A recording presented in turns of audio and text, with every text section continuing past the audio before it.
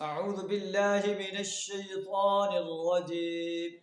بسم الله الرحمن الرحيم.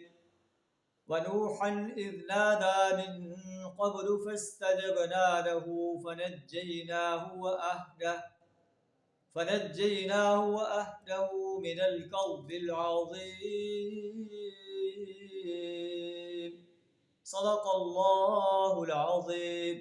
سورہ انبیاء آیت نمبر 76 آپ کے سامنے تلاوت کی ہے، جس کا ترجمہ کچھ اس طرح ہے: اور نوح علیہ السلام کو ہم نے نجات دی، اذ نادا من قبل، جب اس نے ہمیں پکارا کہ اے میرے رب، میری قوم نے مجھے جھٹلا دیا ہے، میری نافرمانی کی ہے، اے اللہ تو میری مدد فرما.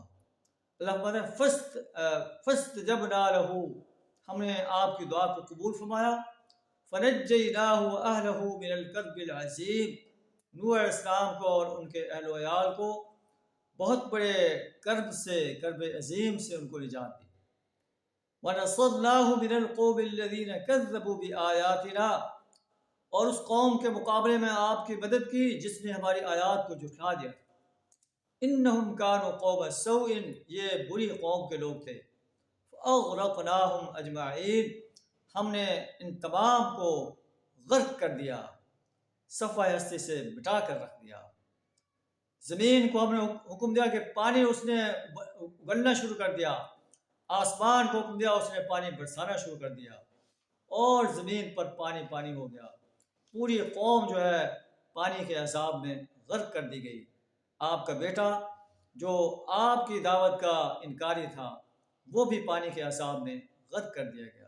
یہ واقعہ سنا کر قریش مکہ کو اور پوری دنیا کے باغی انسانوں کو، مشرک انسانوں کو وارننگ دی جا رہی ہے کہ شرک سے باز آ جاؤ، اللہ کی وحدانیت کو قبول کر لو، نبی صلی اللہ علیہ وسلم کی رسالت کو قبول کر لو، یوم حساب پر یقین رکھو، اس کے لیے تیاری کرو، ورنہ تمہیں صفحہ ہستی سے مٹا کر رکھ دیا جائے گا.